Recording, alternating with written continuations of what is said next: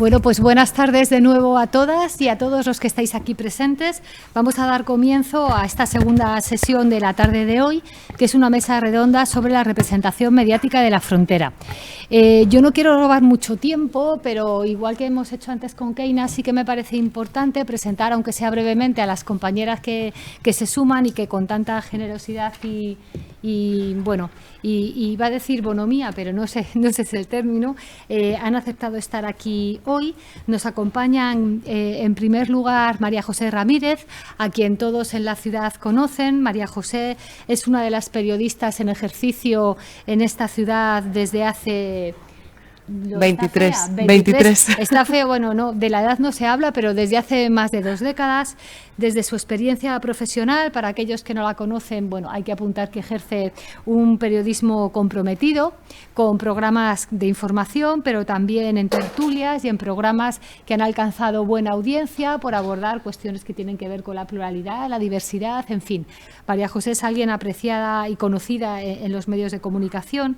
También, como nos va a explicar hoy, le ha correspondido informar en primera persona de algunos de los acontecimientos más complejos a los que ya hemos hecho referencia en la ciudad en los últimos tiempos, como pueda ser la reapertura de la frontera terrestre en el mes de mayo, además del salto a la valla del que ya hemos hablado. Y seguro que ella nos va a contextualizar y a explicar muy bien cómo y por qué se ejerce un periodismo como el que se hace desde una ciudad como Melilla. A continuación va a tomar brevemente la palabra para explicarnos sobre su ejercicio profesional y otras cuestiones Beatriz Mesa. Beatriz es doctora en Ciencias Políticas por la Universidad de Grenoble y actualmente vive a caballo entre Senegal y Rabat porque es profesora en la Gaston Berger en San Luis, en Senegal, pero también en la Internacional de Rabat.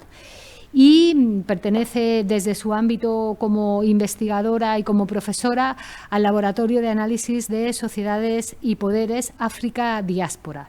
Ella tiene una experiencia importante de investigación en una frontera más al sur de las fronteras que nosotros trabajamos hoy aquí, aunque tampoco estas fronteras del norte le son en absoluto ajenas, porque su investigación doctoral versó sobre dinámicas políticas y económicas en el Sahel, en concreto en las fronteras de Mali, y bueno, desde un marco de economía crítica y no solo, sobre todo desde cuestiones sociológicas y de geopolítica en el sentido más etimológico del término.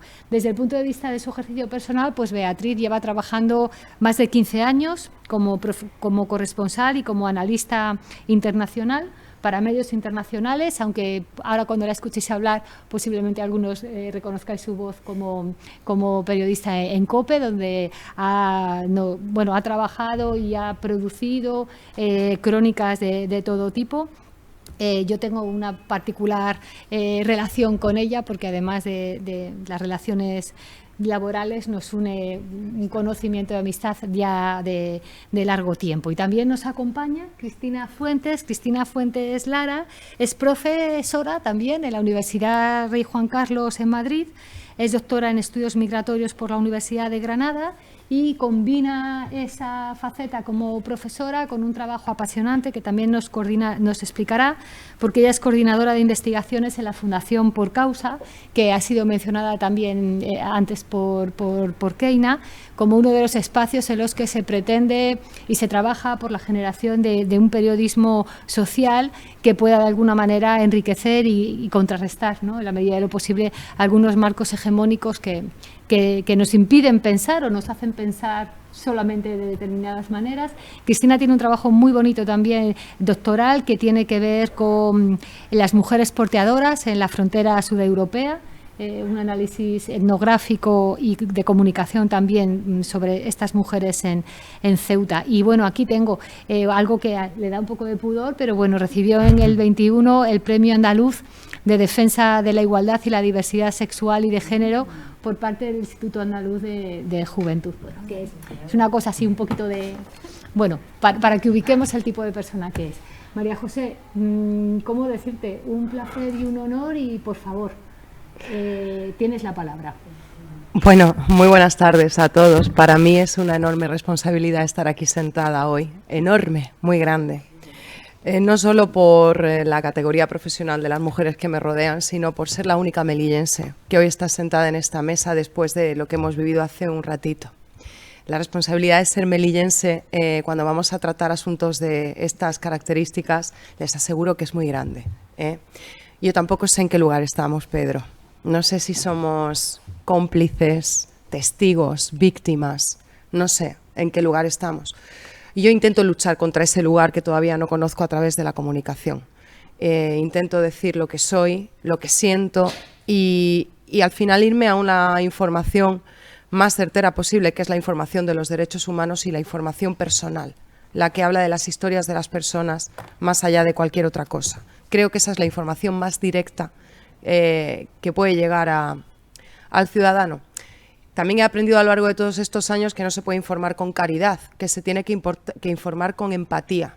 Hay que ponerse en esos zapatos, hay que ponerse en esos pies, hay que ponerse ahí, porque tenemos la suerte de estar en el mundo occidental, pero podíamos haber nacido en la otra parte, ¿no? Y es que es una cuestión tan de suerte que yo creo que hay que valorarlo también mucho. Yo he venido aquí a hablar de la reapertura de la frontera y de lo que supuso para Radio Televisión Melilla, que es mi televisión en la que llevo 23 años trabajando, el poder relatarle a todos los melillenses de aquí, las familias de allí, porque también nos ven y sobre todo a través de internet nos ve muchísima gente en Marruecos. Teníamos que hacer un programa siempre en riguroso directo y que por supuesto estuviera informando a las dos partes de lo que estaba pasando en Melilla. Por ponernos un poco en antecedentes, el 12 de marzo de 2020 Marruecos decreta el cierre de las fronteras con Ceuta y Melilla. Las fronteras con España es por una cuestión evidentemente de la expansión de la pandemia. Días más tarde se declararía el estado de alarma en España, pero nosotros cerramos fronteras antes. Digo nosotros porque estamos cerca, no fuimos nosotros. Eso es una imagen, la imagen de ver la frontera cerrada y cómo se estaban poniendo los adoquines, que yo la di en directo, en la frontera de Benienzar. Eso es una imagen que probablemente por ser inédita daba una sensación de inquietud, no me atrevo a decir miedo, pero sí que era una imagen que te dejaba una inquietud de ¿qué está pasando para que Marruecos nos cierre la puerta así, de esa manera, y que España pues esté de acuerdo, ¿no? ¿Qué está pasando para que esa puerta que se abre y se cierra esté alicatada? ¿Qué ha pasado? Evidentemente, días más tarde nos damos cuenta de la dimensión del problema, es la pandemia, es la COVID-19. Y hasta entonces la frontera de Melilla pues nunca había sido cerrada. Hombre, se había cerrado por un par de horas por algún tipo de cuestión administrativa y tal, pero hombre, un cierre sin fecha de apertura no habíamos vivido. Tengo 40 años, soy nacida y crecida en Melilla, yo esto no me acuerdo de haberlo vivido. No me acuerdo de haber vivido una situación semejante. Evidentemente nosotros vivíamos en una situación de incertidumbre, no solo los melillenses, todos los españoles. Estábamos en un encierro, esto era una situación inédita para todos nosotros, nos confinan, se expande la pandemia, estamos viendo imágenes terribles de lo que está ocurriendo en el resto de España y nuestra frontera pues cerrada. ¿Qué le pasa a Melilla si la frontera se cierra? Bueno, hoy en día ya podemos decir que hay voces que dicen que les pasa mucho, voces que dicen que les pasa menos, pero bueno, en esos momentos es, Dios mío, con la frontera cerrada, ¿qué comemos? Es que a Melilla nos abastece Marruecos, la fruta, el pescado, las materias primas. ¿Qué vamos a comer? Bueno, a ver, que ya llegarán los supermercados de fuera. Era una vía que ya estaba explorada, pero no era la única. Es que aquí, de verdad que la gente se preguntaba que estamos desabastecidos. La frontera está cerrada. ¿Qué vamos a hacer? Otra cosa, la economía. Nosotros tenemos muchos intercambios comerciales con Marruecos que en ese momento se quedan completamente cerrados. Oye, ¿cómo se va a recuperar Melilla de esto? Mientras tanto sigue la pandemia a su curso. Más cosas, el abastecimiento, los intercambios comerciales. Había otros miedos, a veces infundados, bueno, por cuestiones partidistas o por cuestiones políticas. A ver si va a aprovechar Marruecos y no va a abrir más. Eso lo hemos escuchado aquí, o no lo hemos escuchado aquí, solo hemos escuchado. Esto Marruecos lo estaba esperando y ya no nos abren más la frontera, generando una preocupación. Otra vez estábamos hablando de soberanía, otra vez. Y ahora, claro, con muchas más preocupaciones. ¿Hasta cuándo se mantiene esta situación? esto era constante. La pandemia sigue su curso, estamos saliendo de la pandemia, pero la frontera no se abría. Y eran pues titulares tipo prorrogado un mes más el cierre de las fronteras de Melilla y Ceuta con Marruecos por la crisis de la COVID. Esto era enero de 2022. 2 meses más tarde, Interior no concreta la fecha de reapertura de la frontera con Marruecos. Dice que será cuando la pandemia lo permita, pero es que ya estamos en marzo de este año. Seguimos. En abril, la reapertura de la frontera sigue sin tener día oficial, a 24 horas de que se acabara el último plazo de prórroga, porque se iban dando cada 2 por 3. Y mientras tanto, ¿qué pasaba en Melilla? Pues a nosotros, a Radio Televisión Melilla, las redes sociales nos las tumbaban, de gente que preguntaba cuándo podría volver a Marruecos a ver a sus familias. Y es que entre tanto parámetro político, tanto parámetro económico y comercial, nos habíamos olvidado de las miles de familias que quedaron divididas 2 años y 2 meses por el cierre de la frontera.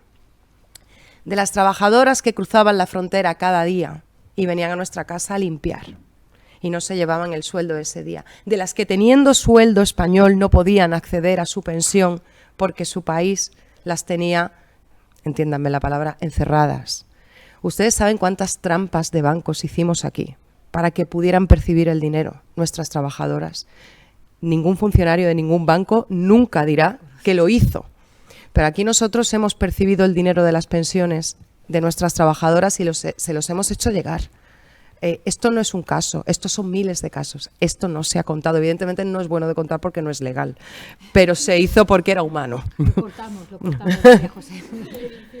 No, pero es verdad. La gente buscó la trampa como pudo para poder mantener a esas personas con el derecho de cobrar su dinero, que habían estado mucho tiempo trabajando con nosotros, 2 años y 2 meses.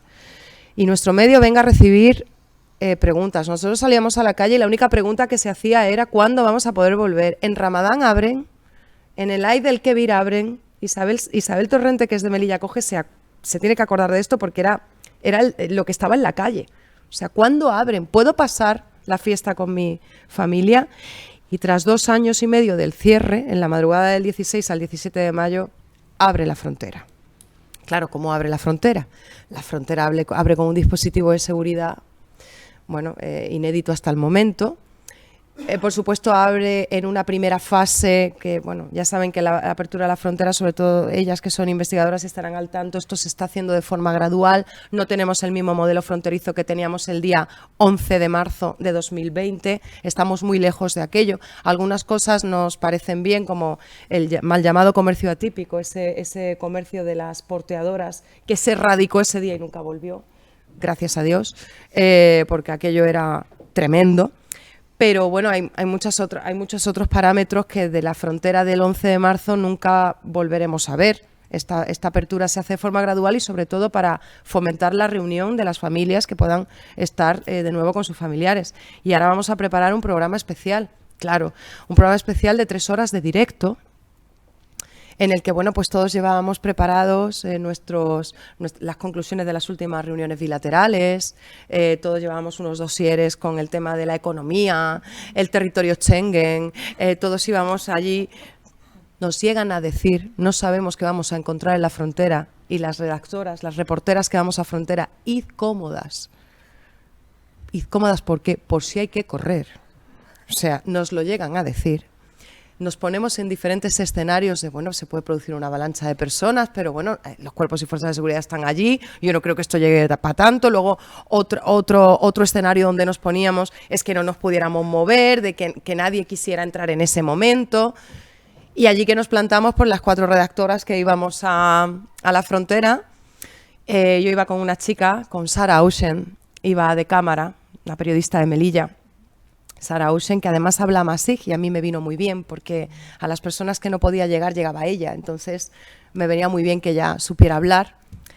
Y claro, vamos allí, nos ponemos primero en un cercado, después la Guardia Civil nos movía a otro cercado, hacíamos conexiones, hablábamos que si somos territorio Schengen, que si no, que si tal, y de repente abre la frontera.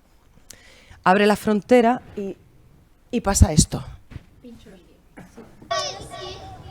muy contenta y feliz. No.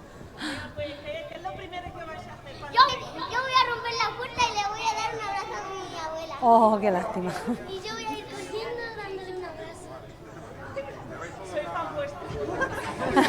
Gracias. Mira, es que están posaban y todo. Fausia, Ya la pero veo, ya. bueno, realmente... Ya las vemos.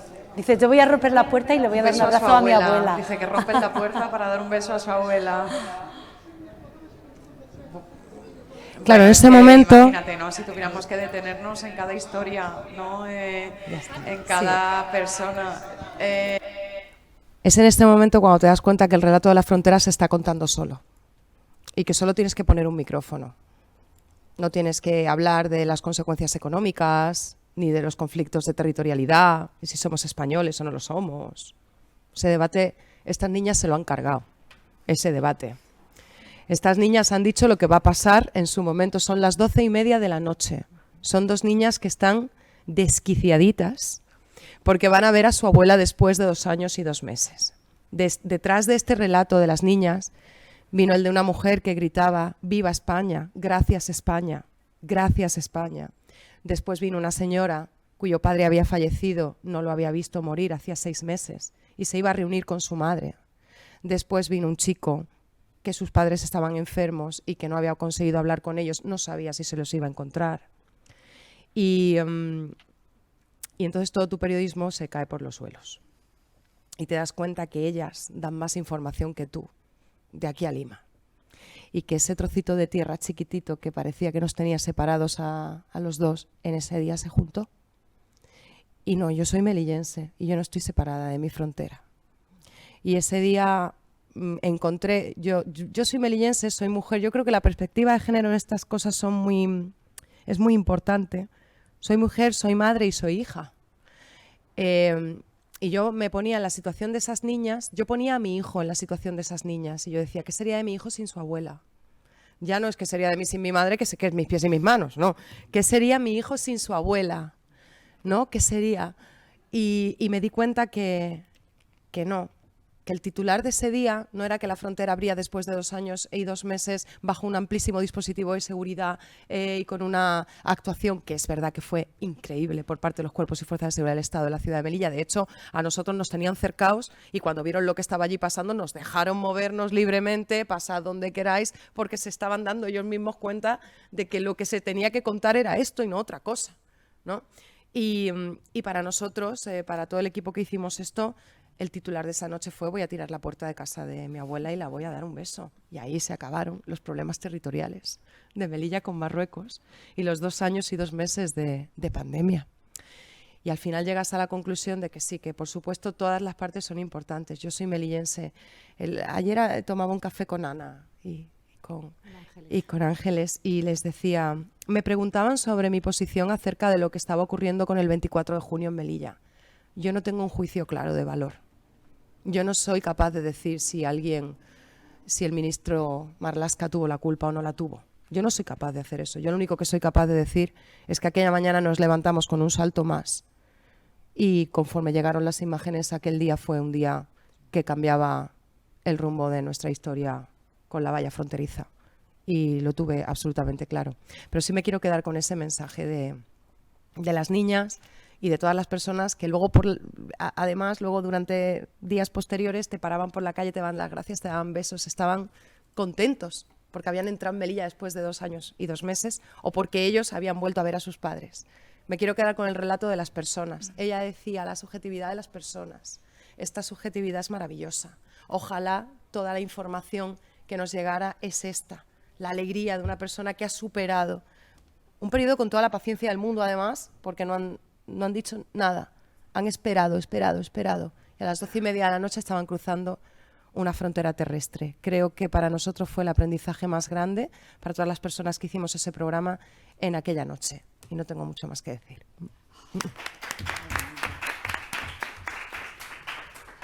Muchísimas gracias, María José. Mucho que decir realmente, ¿no? Hasta qué punto estamos pensando en contranarrativas y a lo mejor simplemente se trata de cambiar la cámara y de componer, ¿no?, un mosaico informativo que pueda combinar más cosas, ¿no? Tiene ahora la palabra Beatriz Mesa. Bea. Ana, muchísimas gracias. Gracias, como siempre, ¿no?, por esa empatía y ese buen hacer con las ciencias. Gracias por tu reflexión.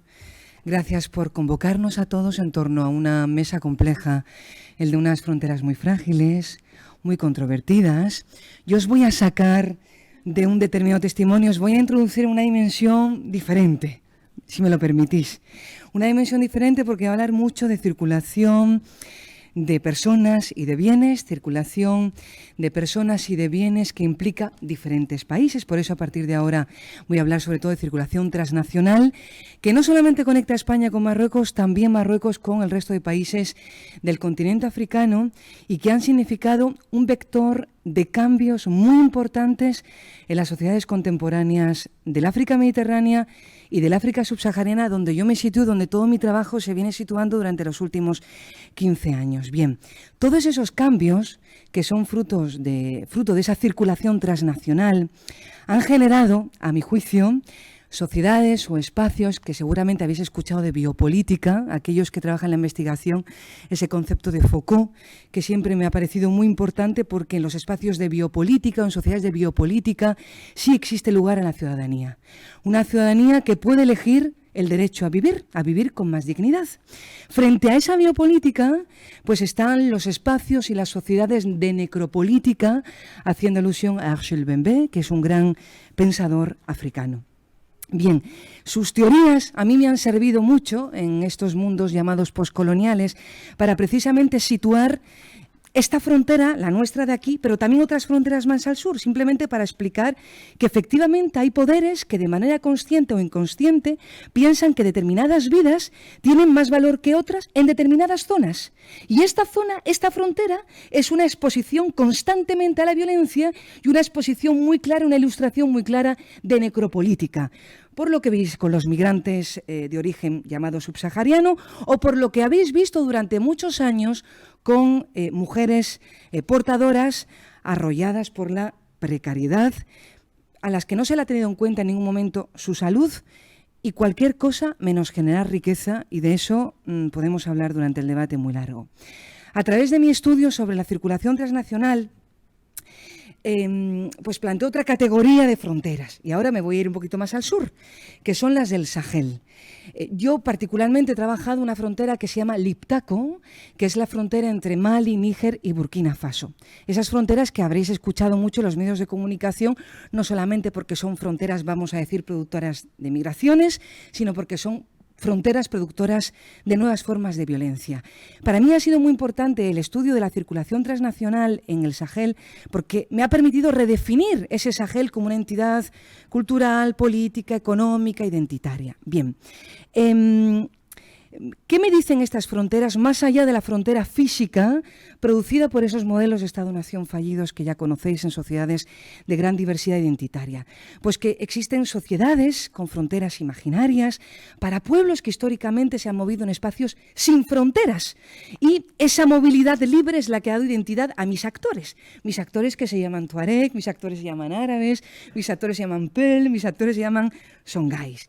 Bien, esa libre movilidad en fronteras sin control, y es ahí uno de los puntos claves a mi juicio que me va a ayudar a penetrar ahora aquí, es cómo esas fronteras, una vez más sin control, han generado modelos de negocio informales y o criminales, que han servido para generar alternativas a élites económicas, a élites políticas, a élites armadas, no así alternativas a poblaciones sahelianas sin recursos.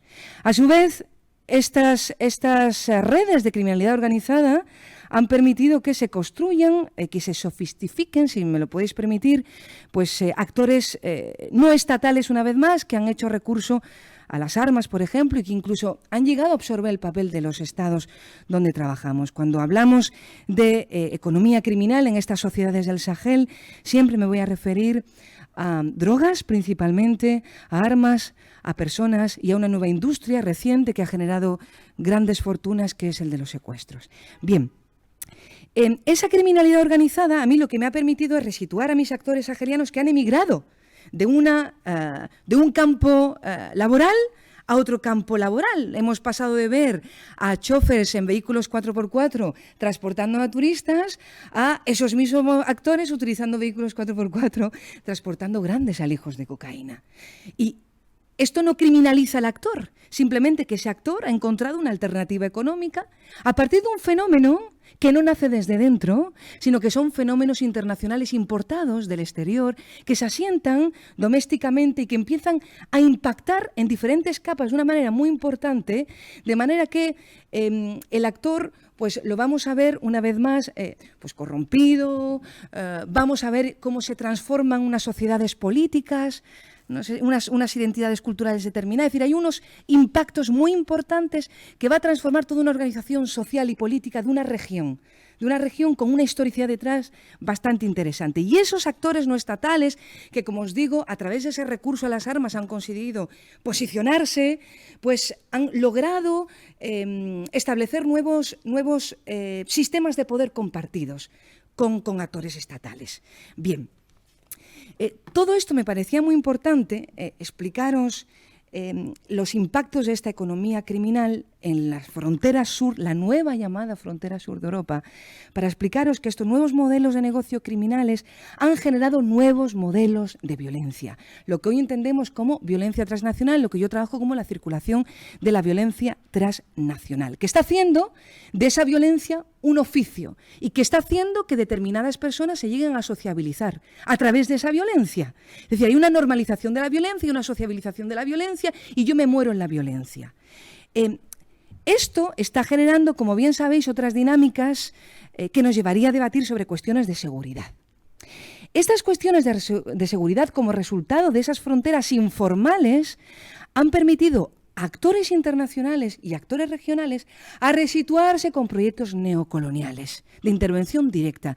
Y para mí esto es muy importante porque me van a ir llevando hacia el norte, porque una vez más esos actores internacionales y esos actores regionales, a partir de estas llamadas amenazas que proceden del sur, pues han puesto en marcha una serie de mecanismos de seguridad que vosotros conocéis, los que trabajan migraciones, esencialmente la externalización de fronteras para un control de la movilidad del sur a través de esos actores sahelianos estatales o no estatales a los que vamos a financiar para que controlen la movilidad de personas. Pero hay otra externalización de frontera que es mucho más importante, o no, o igual de importante, que es cómo externaliza una frontera para controlar un campo de extremismo religioso. Entonces yo voy a poner en marcha también unos mecanismos de prevención y de intervención directa para precisamente evitar que esas personas potenciales, candidatos a determinadas amenazas, puedan subir al norte.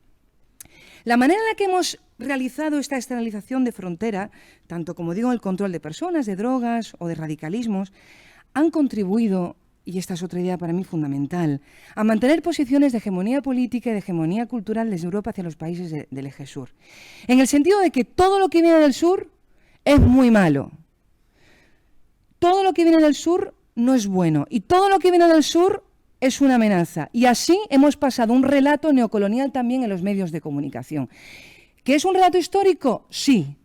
¿Que hay nuevos elementos en el relato histórico? También. Que me preocupa mucho como responsable, vamos a llamar, de un medio de comunicación o como cronista internacional, y ahora voy a la dimensión mediática y también por mi responsabilidad académica durante los últimos años de cómo deconstruir, ¿no?, todos esos relatos neocoloniales en los que están participando de una manera mucho más importante los medios de comunicación.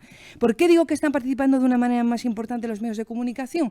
La aproximación que un medio de comunicación está haciendo en España hacia esta frontera, lo habéis comentado aquí, es una aproximación, y también de aquellos corresponsales que estamos asentados en el otro lado, ¿no?, de la barrera.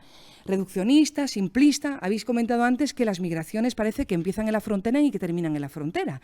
Pero luego hay una posfrontera, ¿no?, a lo que se refería antes Pedro. Hay otra cuestión importante, que son dinámicas transversales de las que no estamos tomando consciencia.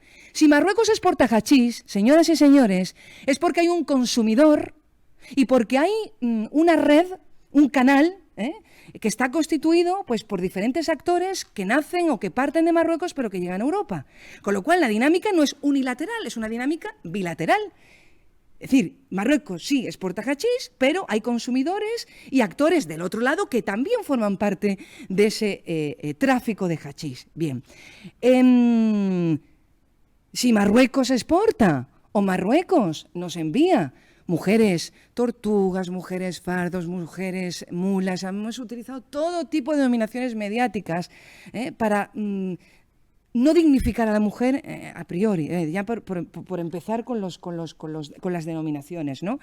Pero si Marruecos ha participado llevándonos esas mujeres fardos es porque hay unas élites económicas en nuestras ciudades autónomas que se han nutrido de ese trabajo precario, insalubre, que yo he estado de mis 15 años, muchos viajes, siempre cuando ha habido aplastamientos, un aplastamiento, un avasallamiento me ha permitido hablar de esas mujeres.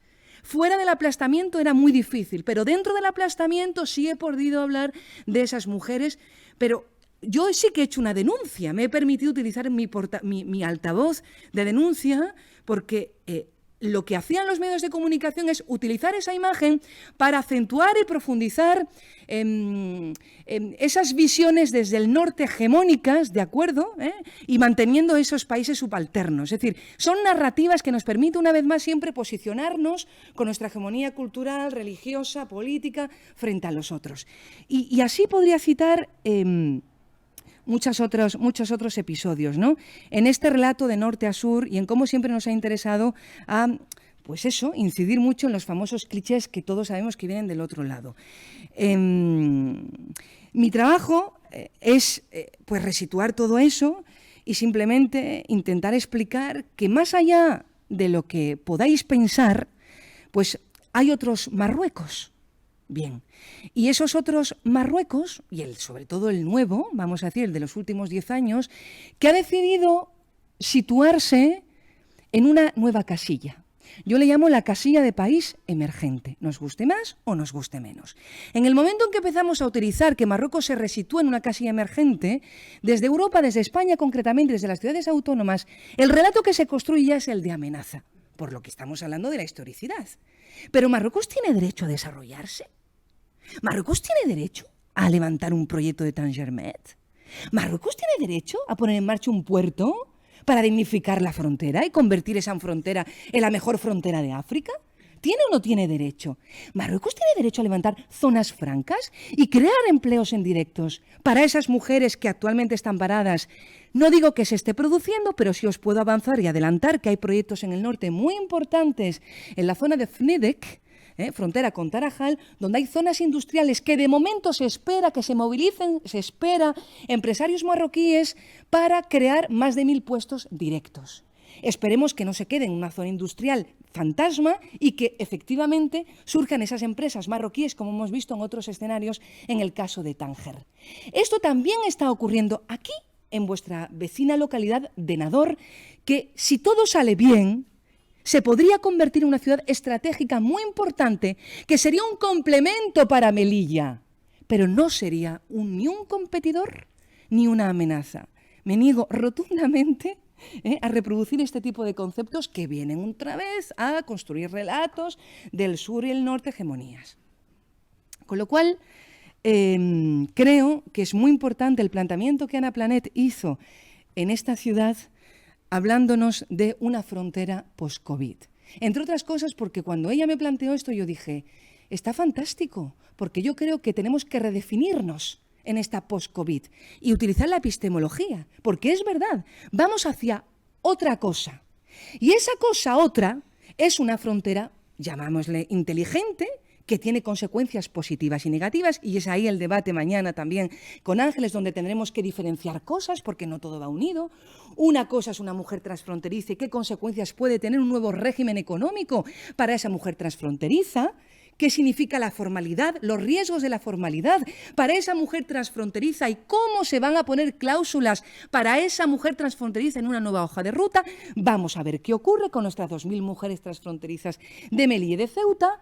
Vamos a ver qué va a ocurrir, qué está ocurriendo ya con nuestras mujeres del contrabando, que se está diciendo, y efectivamente hay parte de la realidad, que son mujeres muy pobres, sí, mujeres divorciadas, mujeres muy pobres, sí, mujeres que se han quedado encalladas. Bueno, esto cuidado, Cuidado porque están pasando cosas. Están pasando cosas porque yo me he dedicado simplemente a resituar a esas mujeres un poquito y ver qué ocurre. Pues hay mujeres que han emigrado, efectivamente, y que han vuelto a las labores domésticas que no están igual de pagadas como... Pero cuidado, hablamos de mujeres porteadoras que han iniciado un camino diferente, tanto en una panadería como en una casa, ya no en Nador, sino en Rabat, o en Tánger, o en Tetuán. Mujeres que están esperando también esos proyectos que esperemos que se pongan en marcha para que esto no quede simplemente en agua de borrajas. Mujeres que el lunes en Rabat se van a presentar a la candidatura que está abierta, 6.000 mujeres, que serán las futuras 6.000 mujeres freseras en los campos de Huelva. Se espera este año además que el cupo aumente a 15.000. Ahí está haciendo un trabajo muy interesante determinadas personas, actores estatales que increíblemente tienen una humanidad especial y luchan y negocian desde dentro con el Estado marroquí para que esos cupos aumenten, porque no sé si sabéis que esas mujeres tan maravillosas, freseras, que ya habéis visto lo que ha pasado en los últimos años, que ha habido muchas sombras, pero ahora hay nuevas luces, vamos a decir, sí que vuelven con una cierta emancipación. Yo he trabajado con esas mujeres retornadas y son verdaderas jefas de familia. Verdaderas jefas de familia, construyen sus casas, son las que tienen esa responsabilidad en el hogar y están generando alternativas y riqueza en su microespacio y más allá, ¿no? En fin, al final no he seguido mi relato, Vas a poner más pero ya cosas en la está. mesa y ya, vamos. Ya está, Ya bueno, nos en da fin. Para mañana, para pasado. Muchas gracias, Bea.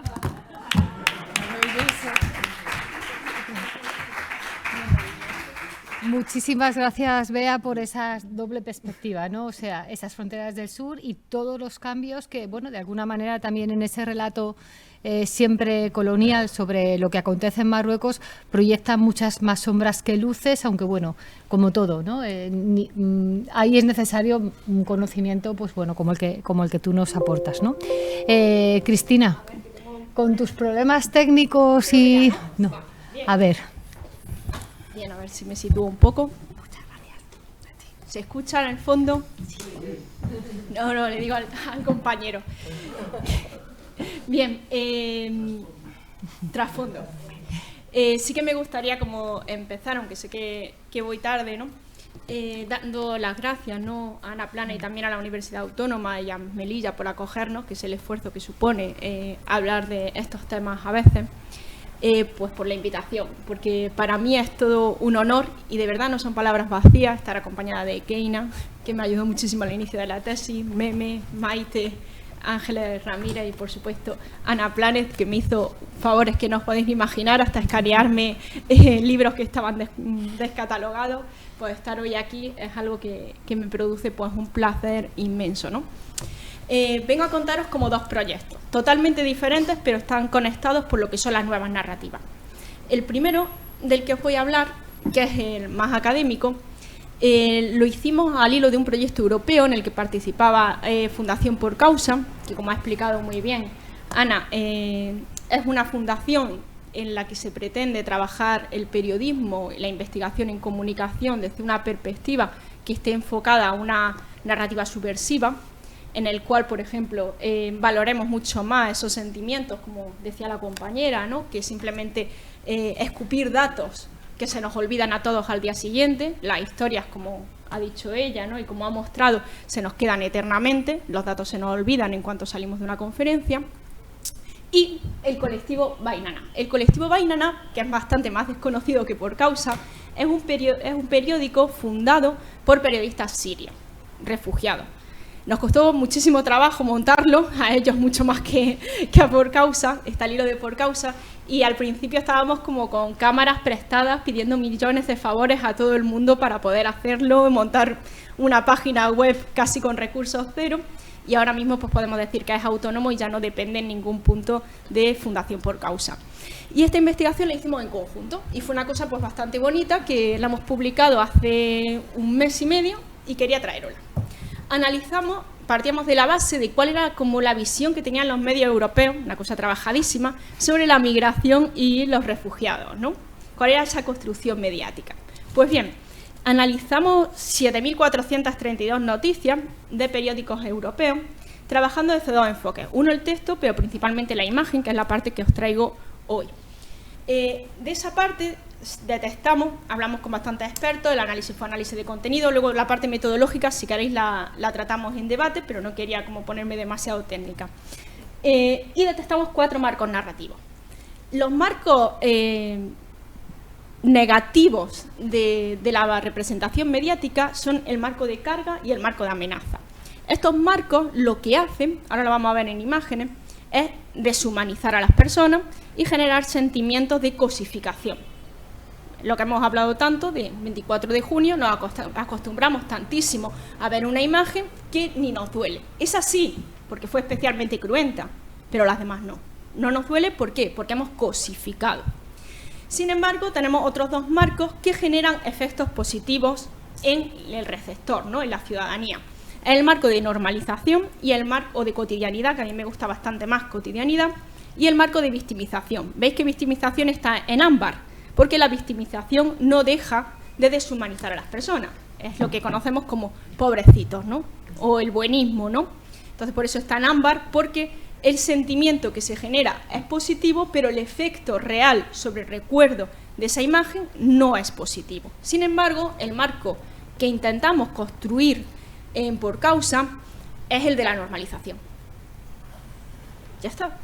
La migración parte de un paradigma natural, por más muros que construyamos, es un movimiento natural de la población, y tenemos que normalizar que las acciones que hacen las personas migrantes no son solamente esas que vemos en los marcos de carga, ¿no? O de amenaza, sino las personas son personas y tenemos que empezar a construir el relato en base a la normalización.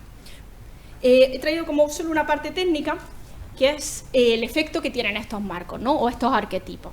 La exposición a un marco, voy a ponerme la gafa porque no veo un pimiento, la exposición a marcos visuales de migrantes y refugiados, esa exposición que sean marcos positivos, que son los 2 que hemos visto, el de normalización y el de victimización, genera condiciones más positivas hacia los migrantes y refugiados a nivel individual. ¿Esto qué hace? Que nosotros despeguemos o despertemos un mayor apoyo a migrantes y refugiados, muchas veces, casi siempre, también en redes sociales. Menor rechazo y, por ende, la conclusión es menor intención a propagar mensajes de odio hacia personas migrantes. Luego, si queréis, hablamos en el debate cómo hemos llegado a estas conclusiones. Sin embargo, si estamos expuestos a marcos visuales negativos, nuestras cogniciones son evidentemente negativas. Nos genera un mayor rechazo, una menor aprobación y, por ende, propagamos o damos retweet con una facilidad increíble a mensajes de odio. Fijaros, estas son las imágenes que os traigo, son todas reales. Cuando trabajamos marco de normalización o marco de victimización, las imágenes están despobladas, solo aparece un sujeto.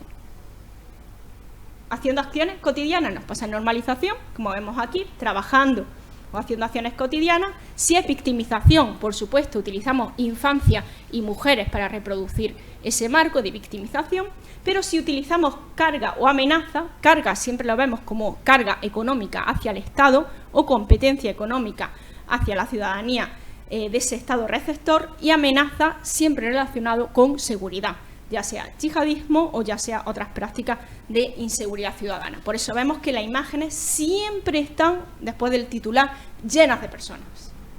Por poner ejemplos que estamos más cercanos o nos duelen más aquí, cuando nosotros hablamos, que ha salido bastante y por eso lo he ido casi improvisando este ejemplo, cuando hablamos de porteadoras, nosotros ¿qué marco utilizamos? Marco de la victimización.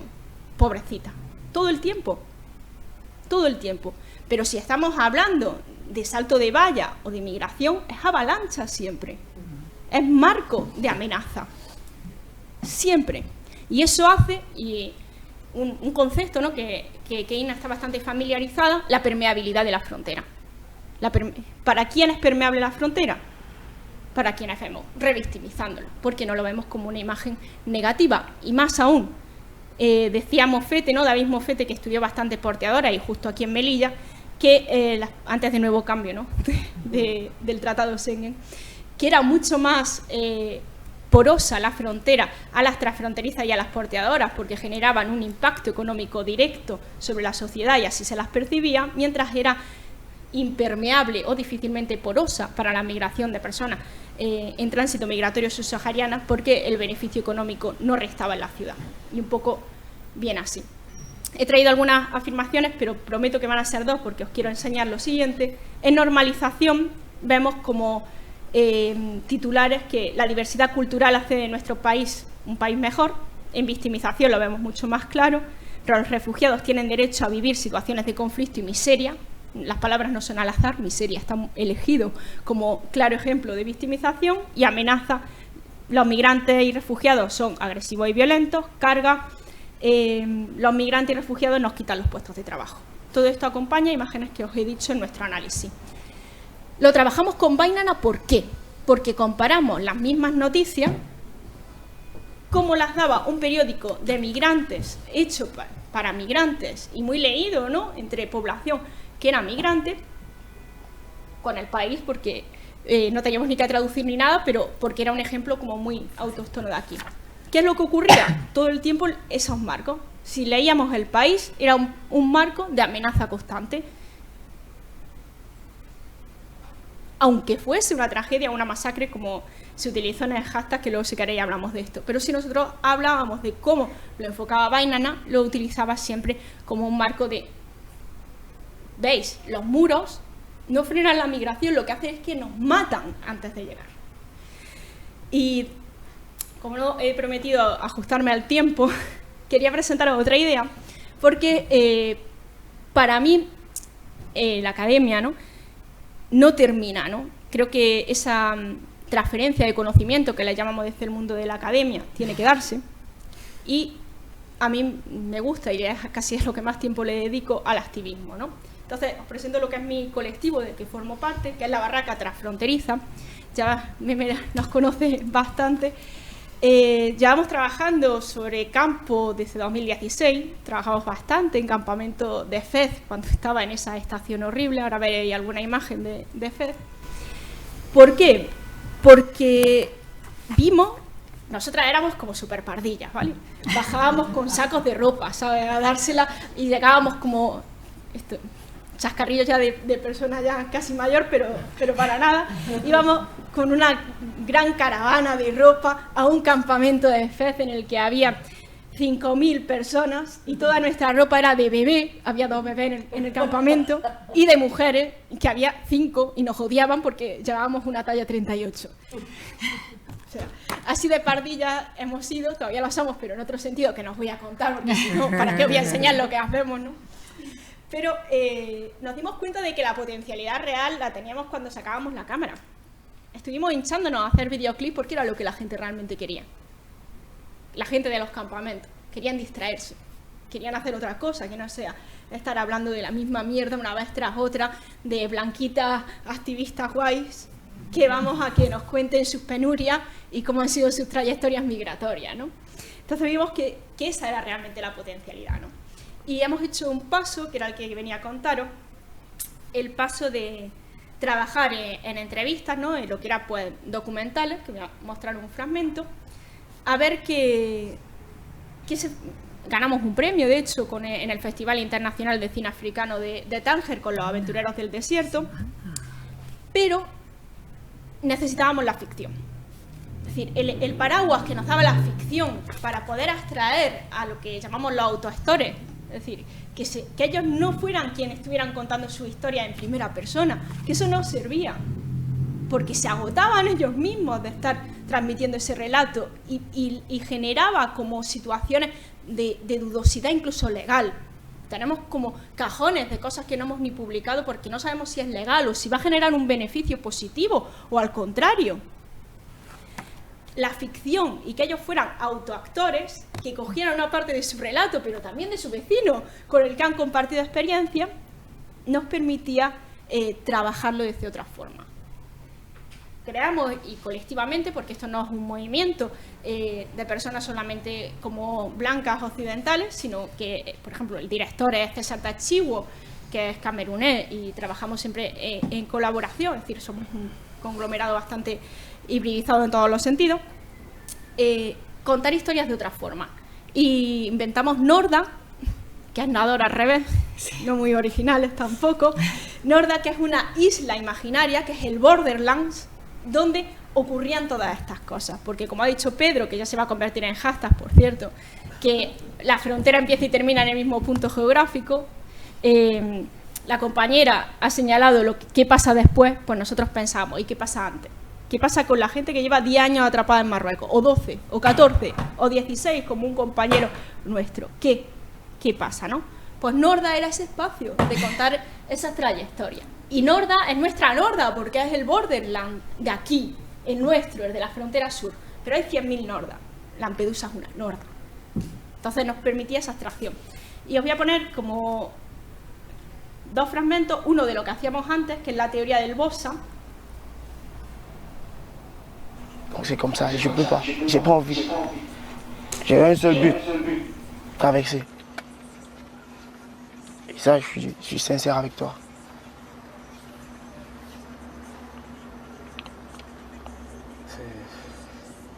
Il y a encore une question. Et par rapport, et quand vous traversez, il y a une stratégie là, comme on appelle, c'est une force surnaturelle, parce que dans le film, il y a une force surnaturelle qu'on appelle la théorie du Beaux-Arts. La théorie du Beaux-Arts, c'est une théorie créée par nous. Nous, clandestins, je dirais. Nous, immigrés. La théorie du Beaux-Arts, elle est simple. On prend car la terre est la terre des hommes. Donc nul n'a le droit de demander à un homme où il va, il te faut ça pour avoir ça. Et nous, on prend ça par la force. On n'a pas besoin de conditions ou de demander l'avis de qui que ce soit. On le prend par la force. C'est le truc à retenir sur ça. C'est ça la théorie du Beaux-Arts. Développer la théorie du Beaux-Arts, c'est que je vais rentrer dans le vif du sujet, le détail même. Comment se passe la théorie du Beaux-Arts. Alors nous, on vit dans cette île tout en sachant que demain, nous sommes appelés à partir. C'est-à-dire qu'on est regroupés un peu de partout, mais parfois... En la teoría del Boza, inteligencia. Vale. Y a ver si ha sido como que no hemos caído. Ha sido internet, clarísimamente. Nada de inteligencia, a ver. Un segundo. Las imágenes que vais a ver son grabadas en Fez, ¿vale? En el campamento de Fez. A ver si se nos conecta todo esto. Y carga. Ya volverlo para atrás. Estamos en el minuto 1:21. Voy a refrescar. 1:21. Donc c'est comme ça. Por aquí creo que íbamos. A ver si... Yo creo que sí. C'est-à-dire qu'on est regroupés un peu de partout, mais parfois on sait qu'il y a un moment où il faut y aller. On se regroupe ensemble, on élabore, on met un plan d'attaque.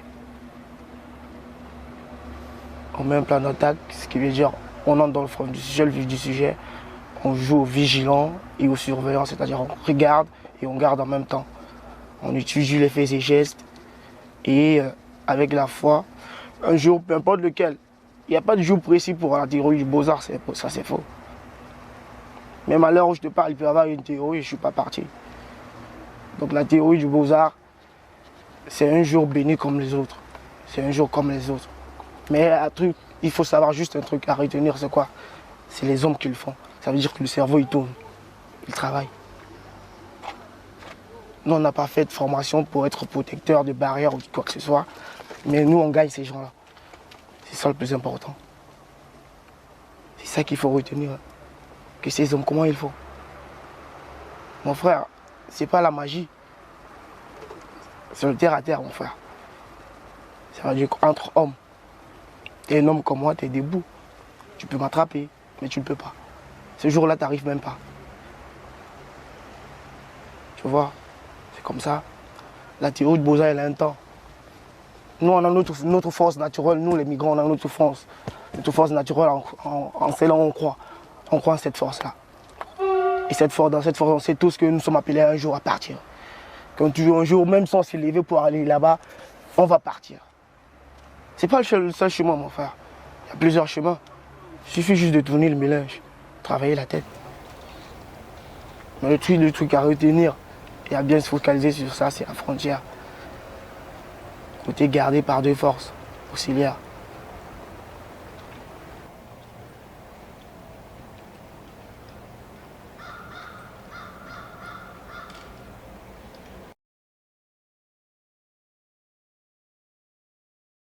diferente. Lo que vais a ver es el tráiler de Norda, que ya la tenemos grabada, por cierto. Estamos en proceso de rodaje. Norda la grabamos entera en territorio africano, principalmente en Marruecos, pero también grabamos en Ceuta y la última etapa de grabación en Camerún.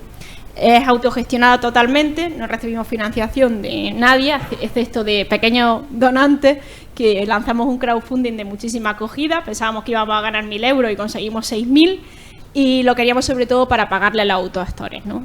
Y bueno, no voy a ponerlo entero para que no nos acabamos el tiempo de debate, que es para lo que estamos aquí, pero sí como contar todas las dudas que tenían estos autoactores cuando les explicamos el proyecto de Norda. Y vaya a conocer al director de la peli también, que ahora mismo está en Camerún.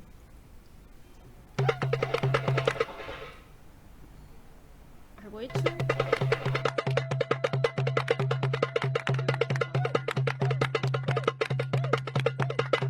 Je pense que c'est là-bas que je m'arrête. Voilà un peu ce que je dois dire dans l'introduction du film. Donc je suis un personnage qui traverse le désert. Je ne suis pas le seul personnage, il y en a plusieurs. Donc ça c'est mon histoire, donc j'entre en introduction. Un acteur peut aussi venir, il entre en introduction. Donc il faut insérer des personnages qui vont se retrouver plus tard sur Norda. Ils n'avaient pas de rendez-vous sur Norda, mais ils se sont retrouvés sur Norda avec chacun sa part d'histoire. Et les histoires vont se rassembler et on va créer des effervescences. Je n'ai pas trop à dire. Action! Bonsoir. Bonsoir. Et moi, mon idée, elle tourne autour d'une histoire un peu fantastique, parce que je suis d'une nature un peu rêveuse. C'est cette carte qu'on va utiliser dans le film. Ça, c'est l'Afrique subsaharienne. Voici l'Afrique subsaharienne, voici l'Afrique Nord. L'Afrique du Nord. Et à côté là, c'est l'île. L'île là, c'est Norda. L'île là, c'est où tous les personnages que nous allons créer maintenant vont se placer. Et c'est là où je vois aussi que je constate qu'il y a une séparation entre ceux qui viennent par la voie légale comme des étudiants et ceux qui sont des immigrants qui viennent parce que j'ai appris que vous traversez à pied pour arriver au Maroc. Ça dit quoi? Vous voulez pour plus coller avec la réalité, que chacun puisse parler de ce qu'il fait ou de son histoire. Plus ou moins, c'est ce que vous voulez. C'est ce que... Donc il y a plusieurs options que vous pouvez choisir.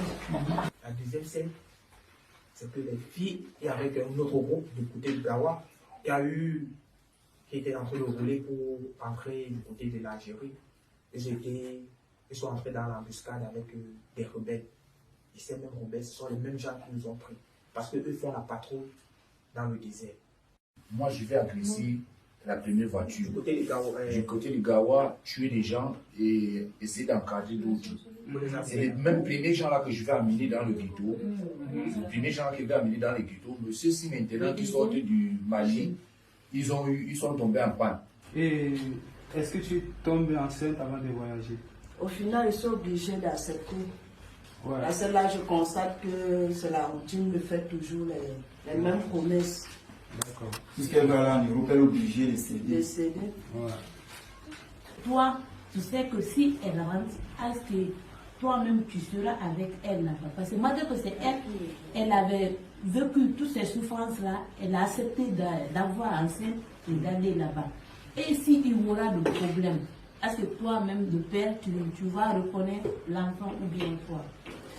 Est-ce que tu peux dire un peu, c'est un film sur, c'est un film qui va être tourné, c'est ça? Ce sera sous la forme d'un film, ou bien c'est sous la forme d'un documentaire, ou bien c'est ce que je veux savoir, déjà, première chose. Ensemble, on va voir comment on peut créer un personnage sur le chemin de la migration. Parce que nous savons tous que nous avons quitté notre pays, on a rencontré des personnes en route, on a trouvé des lieux qui étaient parfois interdits, on a trouvé des endroits. Donc on va représenter ces lieux-là, le désert qui est déjà un endroit où les personnes migrantes passent, la mer qui est un endroit aussi où les migrants passent, et la forêt qui est un endroit aussi où les personnes migrantes passent. Donc on va utiliser tous ces trois espaces-là pour créer l'environnement, l'atmosphère de notre film. ¿ya? Bueno, y para finalizar, contaros que construimos como construyeron todos sus personajes, ¿no? Sus autospersonajes, y de ahí pues viene un poco Norda, ¿no? Estaba el caparazón del hilo narrativo hecho, ¿no? Pero el personaje pues iba construyendo, ¿no? Toca la parte de pedir dinerito. Por causa también me ha dicho que hagáis socio o vainana, pero bueno, como nosotros tenemos menos dinero, pues he pedido para nosotras. Nos queda la fase de montaje y postproducción, que la vamos a hacer próximamente. Y nada, solo señalar, ¿no? la necesidad de generar marcos alternativos, ¿no? Con lo que nosotros estamos haciendo, ¿no? Para cada uno desde su espacio, ¿no? Para romper como esas narrativas hegemónicas que desde nuestros trabajos pues nos presionan tanto, ¿no? Y ya está, voy a terminar, que creo que me he colado, y cualquier cosa pues la comentamos en el debate. Muchas gracias.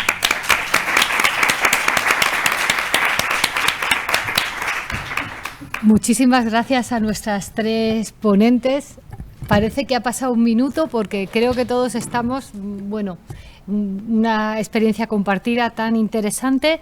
No sé si empiezo yo o alguien del público tiene alguna pregunta para empezar y no perder mucho tiempo para atenernos a los tiempos que nos hemos dado. Por favor, aquí el micro, si puedes. Ángeles.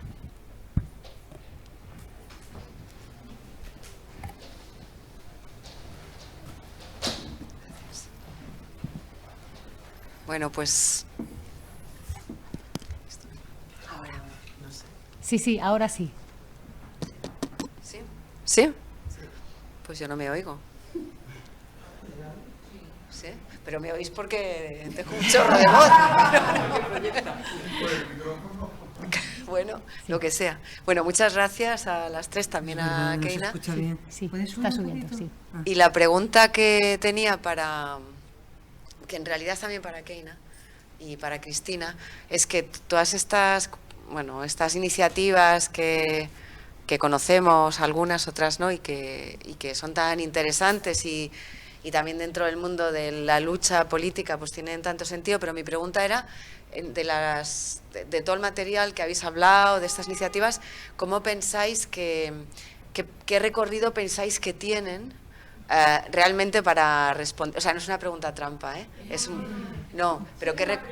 que va conectada con otra pregunta, porque ¿qué recorrido pensáis que tiene también para formar parte de proyectos de emancipación y en qué grupos, ¿no? Porque a mí se me ocurría en este sentido también,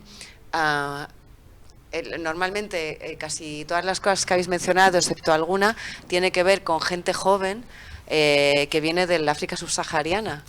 Claro, pero yo encuentro también que la gente marroquí, especialmente, no los chavales a lo mejor jóvenes, pero yo qué sé, pues mujeres limpiadoras, trabajadoras, precarias, etcétera, y también hombres en esa situación que están muy ausentes también de estos proyectos.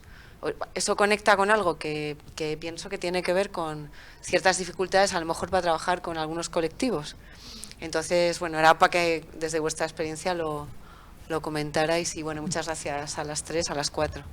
Si os parece, recogemos 2 o 3 preguntas y así optimizamos que está el micrófono en el público. Aprovecho que ha pasado justo por aquí y quiero hablaros de mi amigo, de mi amigo taxista, de mi amigo Larbi, que es taxista en Tetuán. Su mujer trabaja como transfronteriza en Ceuta y resulta que la tienen que operar de la rodilla. Tiene casi 60 años. Y él, como antes con el pasaporte de Tetuán podía ir a Ceuta, ahora no puede. Entonces, después de mucho lío, ha conseguido un visado. El consulado de España le ha dado un visado para ir a Ceuta, Schengen, solo Ceuta, solo con la posibilidad de entrar en Ceuta. Y cuando él ha ido a la frontera, Marruecos no le ha dejado pasar. Quiero decir con esto que todavía quedan muchas heridas abiertas, que hay ese régimen transfronterizo sigue minando la vida y el bienestar de muchas personas, y que a veces la prensa no lo visibiliza. Entonces, sin duda, yo vivo en Tánger, la Navidad pasada no pude ir a mi casa porque las fronteras estuvieron cerradas y mi niño no pudo ver a su abuela, pero bueno, no nos vamos a poner en plan. Quiero decir que quizás hay narrativas que no son tan espectaculares, pero que pasan completamente invisibilizadas del día a día. Y creo que hay una parte de la población que vive, y no solamente hablo del Arbi, hablo de la familia que emplea a su mujer, que está partiéndose o sea, está dejándose la piel en que él pueda acompañar a su mujer. Al final hay un sufrimiento de vecinos, porque al final lo que a mí me generaba el vídeo era hablamos de vecindad, hablamos de una población dividida por una frontera que muchas veces es una imposición artificial, ¿no? Entonces, bueno, era un poco, si sentís que llegáis a todos aquellos sitios donde la prensa debe llegar. No. Ya te digo yo que luego contestamos. Sí. Pero te digo que no. Si queréis... Se va a Bueno, quedar aquí. habéis secuestrado el uso de la palabra, compañeras. Maite, por favor. Un segundo. No, solamente quiero reivindicar la posición de todas estas familias que hay en Melilla que no tienen documentación y que no tienen la posibilidad de ver a su abuela al otro lado, ni a su tío, ni familias que se pueden unir. Entonces, que ahora la frontera está abierta para algunas personas, pero también hay mucho sufrimiento aquí en Melilla porque hay muchas familias partidas que no pueden verse porque no pueden pasar ni a Nador, o la gente de Nador no puede pasar a Melilla. Vale, nada más. Muchas gracias, Maite. ¿Le paséis a Ana el micro? Bueno, sí, yo quería añadir, bueno, primero me parece una mesa fantástica, no os conocía y bueno, ya os voy a seguir a todas en Twitter y voy a pensar a ver qué cuento en Bilbao para que también, bueno... Para que vayan a Bilbao también. Para que vayáis igual, ¿eh? Y diré que lo he conocido en Melilla, ¿vale? Bueno, y además 4 mujeres.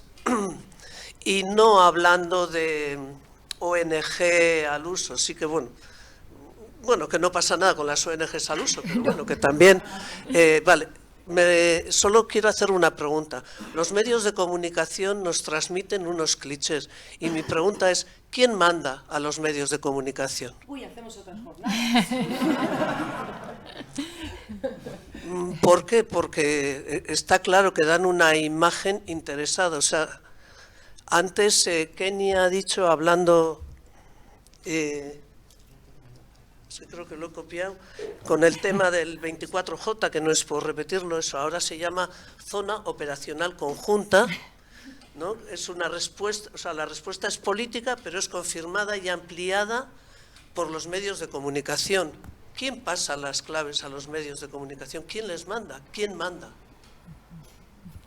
Gracias, Ana. Pues si os parece, para tampoco que nos escapemos, Mohamed, ¿haces una última o te quedas para la segunda? María José, ¿te has quedado con el micro? Esto es como la silla, el juego de la silla. Yo casi si pregunto no creo que haya respuesta. María José, si quieres. Esa zona especial de, ¿cómo llamaba Keina a esa zona que nosotros en Melilla llamamos Tierra de Nadie? Ese trecho donde puede entrar uno, puede entrar otro sin que nadie pase, le llamamos Tierra de Nadie. A mí no me manda nadie. Hubo un tiempo en el que sí me mandaban. No me gustó. Nada. Casi dejo la profesión. La verdad es que yo me siento una persona bastante libre para decir lo que quiera por televisión. Evidentemente no me voy a volver loca y voy a... ¿sabe cómo que le cuento? ¿No? Yo no hablo de una forma coloquial en televisión como puedo hablar con mi marido en mi casa y me enrabieto y me indigno y incluso pego golpes. Hombre, eso no lo puedo hacer en televisión, porque además lo mío es televisión. Pero yo me siento una persona bastante libre para poder decir en directo, como dije aquel 24J, que me parecía de una vergüenza absoluta que nuestro presidente del gobierno hubiera felicitado a los cuerpos y fuerzas de seguridad del Estado marroquíes cuando 3 horas más tarde estábamos viendo lo que vimos. Eso no es para felicitar, eso es para meterlos en la cárcel. Entonces, claro, bueno, yo yo no suelo ser conocida por morderme la lengua. A mí no me han llamado la atención, todavía. Me la han llamado en algún otro momento, ahora no. Pero sí que es verdad que los medios de comunicación mandan. El mío es público, somos Radio Televisión Melilla y somos un medio público y la verdad es que yo no sé los demás, pero yo me siento bastante libre para decir lo que quiera y para expresar mis opiniones, pero sí que es verdad que, bueno, si vamos a hablar del entramado de medios de comunicación y los poderes que lo sustentan, tenemos que hacer una tesis, porque sí es verdad. Lo de ponerle nombre a las cosas, pues yo creo que viene siendo un poco...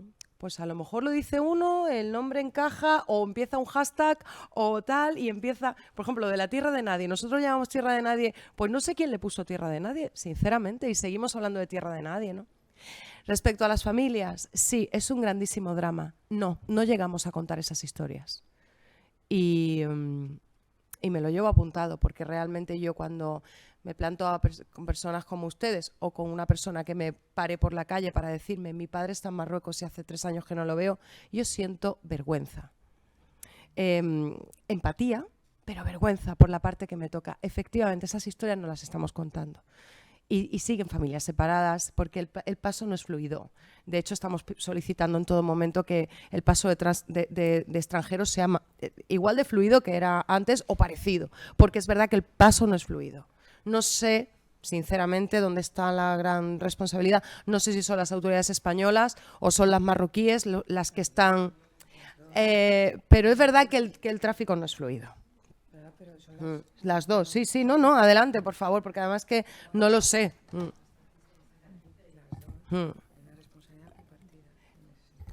Cristina, si quieres, o tú, Bea. Cristina. Yo creo que Bea, que a lo mejor vamos a correr. Venga. Yo, un poco respondiendo así en general, a mí sí me gustaría decirle que hay una gran diferencia también entre los comunicadores en plató. Sí, hay una serie de figuras diversas dentro del mundo de la información, como usted puede imaginar, ¿no? El corresponsal es muy autónomo en su gestión informativa.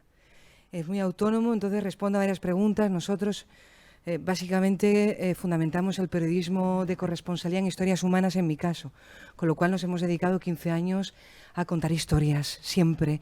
Y hay autonomía, tomo mis decisiones...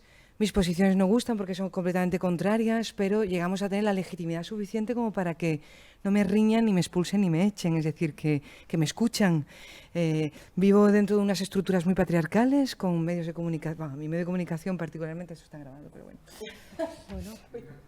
¿Puedes definirlo? Bueno, sí se puede definir porque efectivamente hay... Un medio calificado de tradicional, con posiciones conservadoras. Sí, en algunos sí. momentos, pero lo que tenéis que saber es que independientemente de las siglas, hay una persona con ideas, con ideologías, con libertad de movimiento, con libertad de opinión, de expresión y de narración. Y eso está ahí, porque hay imágenes muy equivocadas de fuera con respecto a medios de comunicación. Tenemos la capacidad de gestionar la información como queremos. Yo solamente, si me lo permites, Ana, muy rápidamente, y te doy la palabra, Cristina, porque va dirigida a ti. Sí, va dirigida a ti porque durante todos estos años de trabajo con migrantes, hay una retórica vehiculada por el migrante que si se descontextualiza, si no se sitúa, y eso es muy difícil en un medio radiofónico y televisivo, podemos crear una peligrosidad que legitimaría mecanismos de seguridad como se están produciendo. Fíjate, Cristina, todo el guión y el diálogo del plan de ataque y del cuerpo a cuerpo, que forma parte de la teoría del Boza, que yo la he décortiqué como toi, yo jamás he podido explicar eso, porque es que si yo hablo del plan de ataque y del cuerpo a cuerpo, ¿sabes lo que va a ocurrir, verdad? Situamos directamente. Entonces, siempre he evitado, Cristina, utilizar estos términos y resituar a los actores migrantes desde otra perspectiva, porque es que no se puede hacer en un medio de comunicación convencional, por lo que se genera, porque además es muy bonita tu tesis, es muy bonita porque al final lo que ocurre es que ese lenguaje es un lenguaje que sirve para securitizar todo lo que tiene que ver con la securitización a partir de la audiencia. Por eso es muy bonito lo que has contado. Pero simplemente quería hacer ese matiz porque es fundamental. Tú lo puedes... Plan de ataque cuerpo a cuerpo. Esto es imposible explicar a la opinión pública española. Cristina. Bueno, La verdad es que buscaba esa pregunta. Cuando Lo has hecho aposta, sí, cuando explicaba la situación de las porteadoras, que nunca explicaba por qué eran mujeres, porque siempre es como la pregunta, ¿no? ¿Qué esperas, no? Esperaba la pregunta porque eso ha sido como durante... Fijaros, esa parte estaba grabada en 2017, pero ahora, haciendo Norda en 2021 nos salía, o 2020, nos salía mucho otra vez el discurso, ¿no? ¿Por qué es el discurso? O sea, ¿Se puede contar? es así, porque eso pasa, y como es como se organizan, y como toda esa parte. Y entre el bloque occidental, que pues todas somos casi de la academia, ¿no? Con las tesis a medio, terminadas o tal, hablábamos mucho de lo que acaba de hacer la compañera de apunte. Es que eso es lo que hace que exista un discurso de securitización, enfocarlo así. Y lo hablábamos con todo el reparto, ¿no? Con los autoactores y tal. Creemos como que puede ser contraproducente. La verdad, yo nunca fui de ese bloque. Yo era el de hay que mostrar las cosas realmente como son. Primero porque está filtrando un discurso en el cual es falso, hipócrita y muy malintencionado que lo filtremos. ¿Por qué lo filtra? Porque legitima una securitización. No, perdona. Es al revés. Es por la existencia de esos muros, la crueldad de esa valla, la que hace que tengan que organizarse, estructurarse y verlo de esa forma. Así que no, me niego radicalmente. Perdona, porque es que es muy importante este debate.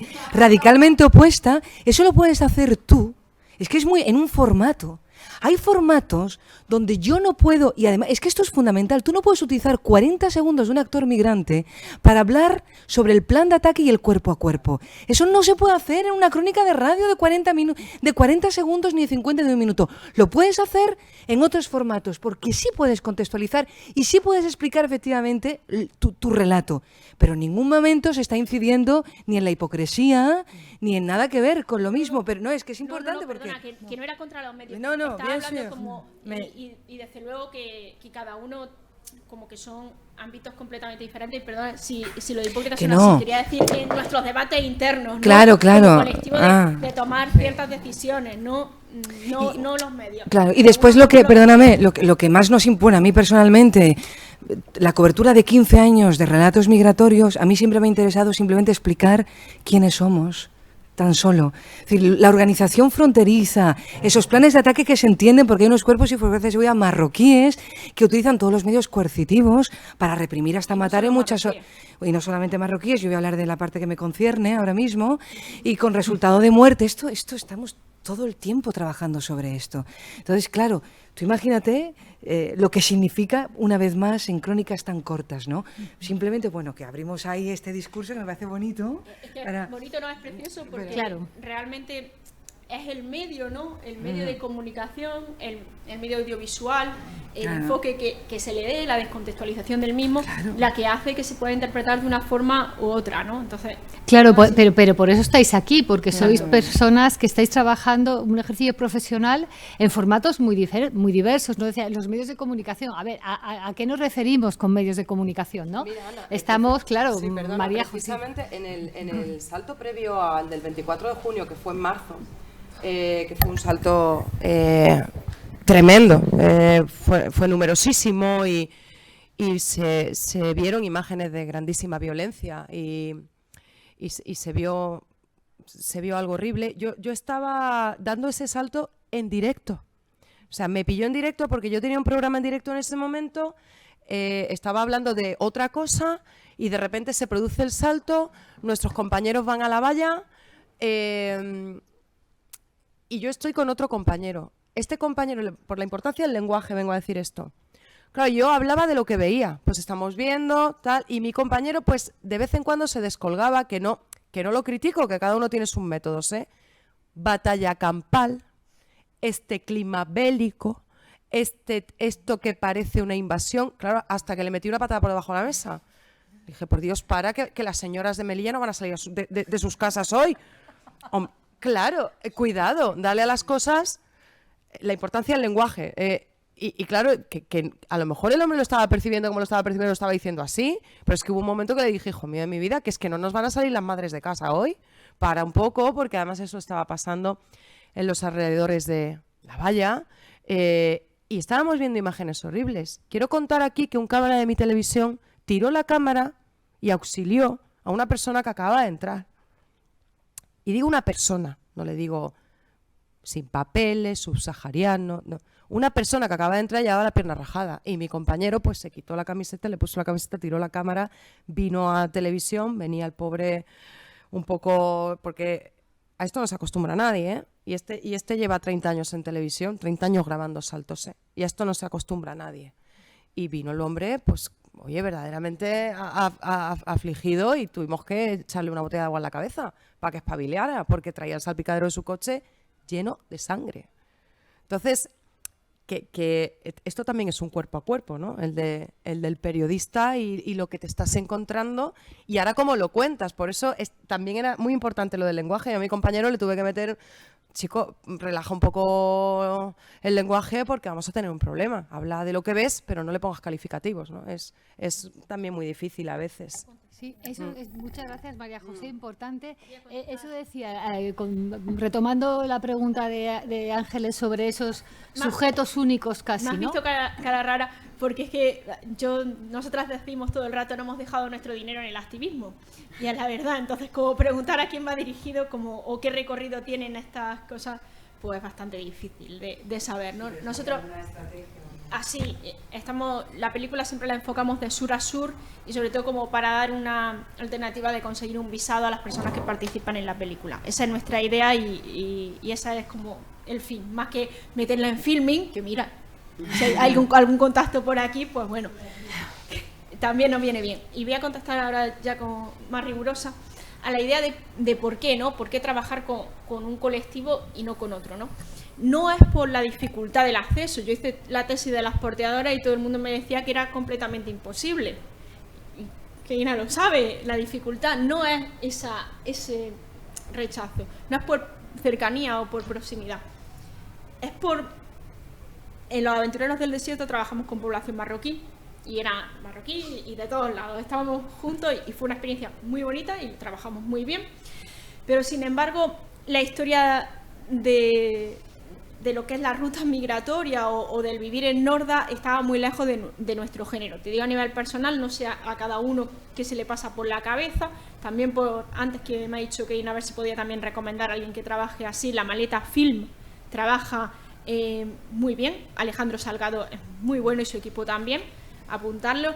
Y tienen como Las Alturas, que es una película que trabajamos desde lo simbólico con porteadoras, Marruecos totalmente, población marroquí.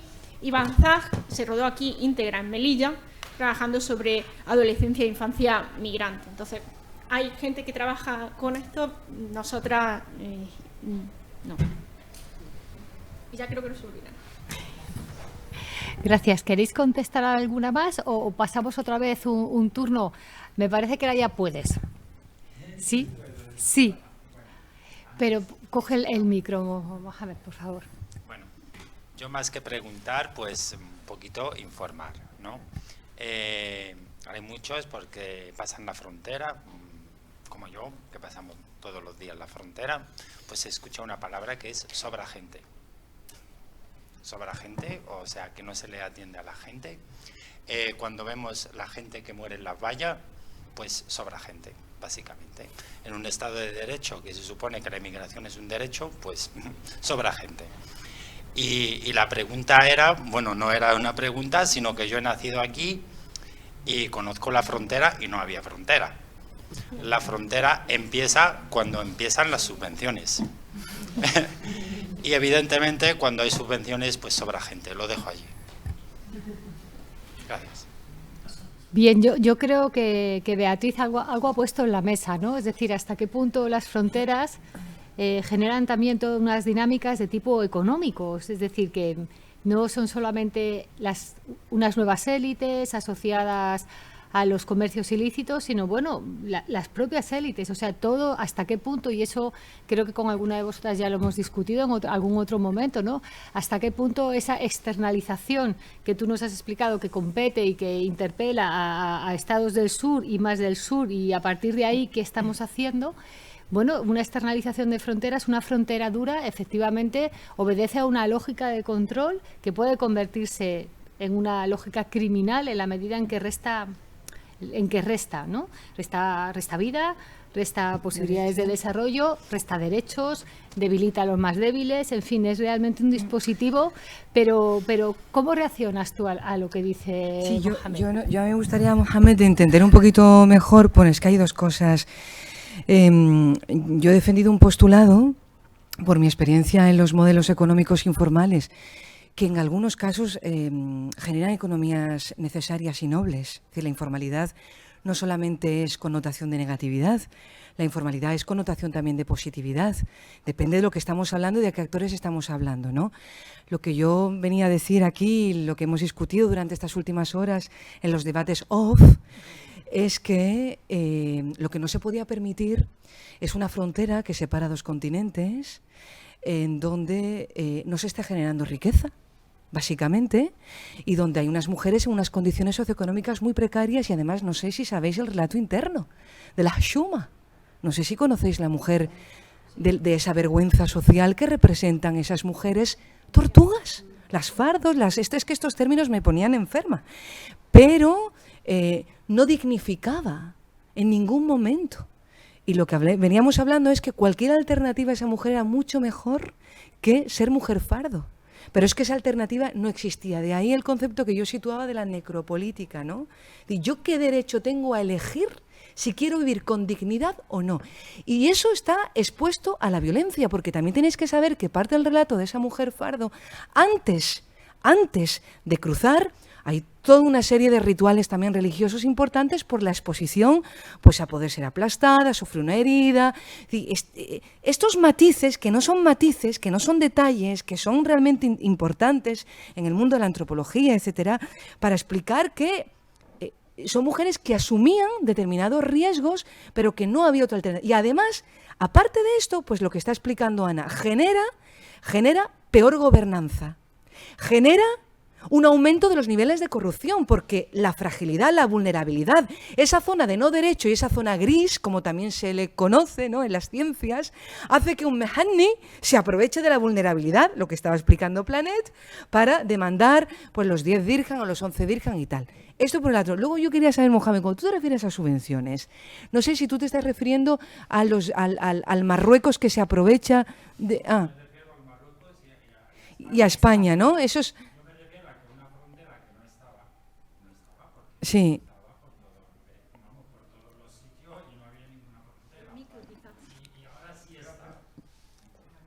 Muy bien. ¿Cómo esa frontera ha beneficiado dos orillas, no? Me refiero a una frontera en la que no estaba. O sea, las dos chicas que vimos que cuando salieron de la frontera, el día que abrió la frontera, esas chicas no tendrían ese problema porque podíamos pasar y podíamos salir sin ningún problema. La frontera fue construida evidentemente por los dos países y la valla y es fruto de subvenciones que llegan, que no sé de dónde, ni la cuantía. Mira, de la Unión Europea, entre otros, pero fíjate... De los que somos de aquí, pues parece que sobra un poco la opinión que podamos tener nosotros, porque el dinero que llega no lo vamos a sacar cultivando patata o tomate. Mira, aquí me meto, aquí me meto yo también, ¿no? Con alguna, o sea, es que la frontera, bueno, de alguna manera lo he dicho al inicio, ¿no? O sea, la frontera es lo que hacemos de ella, los que la hemos establecido, los términos que la hemos establecido. Las fronteras no vienen del orden de lo natural.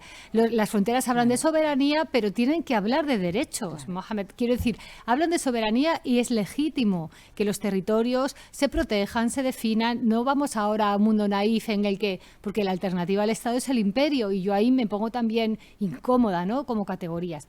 La historia es hasta qué punto y cuándo esa frontera, que era una frontera que se construía desde lo local, no la idealizo en absoluto. Mi tesis doctoral en su momento intentó hacer una aproximación histórica y de prácticas a esa frontera y sobre todo a lo que acontecía en esta parte, ¿no?, de este lado de la frontera, ¿no?, porque siempre se había visto desde una perspectiva de soberanía. Yo intenté poner en la mesa otras y aprendí tanto, ¿no?, y aprendo tantos de estos espacios, pero lo tremendo es que esa frontera no está en nuestras manos. ¿no? No está en estas manos, no es Melilla, no es Marruecos y España, es otra dimensión la que se juega. Entonces, ¿hasta qué punto los periodistas, los ciudadanos, los académicos, las académicas, estamos yo no voy a decir que desesperados, ¿no? Pero nos sentimos un poco desarmados, ¿no? Ante un régimen que se va transformando y en el que parece que no se tiene en cuenta los aspectos que mañana Ángeles va a contar, que nos va a contar Meme, que nos ha trasladado Beatriz desde el sur, el espacio cotidiano de una frontera que se convierte en un muro entre familias. Bueno, ¿y qué podemos hacer, no? O sea, ¿y qué podemos hacer? Meme, yo había dicho que no iba a hablar y ya he hablado, pero bueno, Meme. Pienso en la doctora Mina Vargas, que vive en Tetuán y que es mi maestra. Ella me ha enseñado que la violencia es sistémica. Es decir, vivimos en un contexto, y no hablo solamente de Melilla, hablo de todo aquel contexto donde se producen una visibilidad de todas las contradicciones de las sociedades. Podríamos hablar de Tijuana, podríamos hablar de Tapachula, etcétera, etcétera, y las microfronteras dentro de los territorios, ¿no? O sea, yo creo que estamos en un escenario lleno de violencias. Y hablo de, por ejemplo, de Marruecos, país en el que vivo, con una política de migración súper innovadora a partir del 2014, pero con una contradicción donde, además de una política que promueve un discurso de derechos, después hay una práctica que los vulnera sistemáticamente. Hablo de un Estado español donde ocurre lo mismo, donde hay y hablo en temas de infancia migrante, hay una serie de tratados internacionales y después hay una práctica que maltrata institucionalmente a los niños, por hablar de menores, que es un poco de lo que yo más sé. Luego vivimos en una fractura. Y esa violencia, como dice Amina Vargas, es sistémica. No nos podemos, no puede no afectarnos. Entonces también, como prensa, como actores de lo social, como activistas, como investigadores, como académicos, nos afecta, evidentemente. Entonces creo que lo primero es tomar conciencia desde nuestra condición, ¿no?, profesional. Después también creo que hay una responsabilidad desde lo público, porque lo público tiene también un doble mandato, para mí, de intentar suavizar esas contradicciones. Quizás estoy sobrecargando una responsabilidad a lo público, pero yo quiero que en estos espacios de frontera, que son espacios no solamente físicos, sino que es una violencia que nos afecta día a día a toda la comunidad, a todos los vecinos, a todas esas relaciones, ¿no?, de vecindad. O sea, creo que hace falta que tomemos conciencia de o sea, en tu profesión de periodista, por ejemplo, creo que vives que trabajas en una fractura, y que esa fractura, o sea, que también a veces tenemos que, o sea, es importante tomar conciencia, o yo como antropóloga, o Nines como antropóloga también, de esa realidad, de que no nos podemos inhibir, y de que esa violencia que afecta a mi vecino también me está afectando a mí, y nos afecta como sociedad.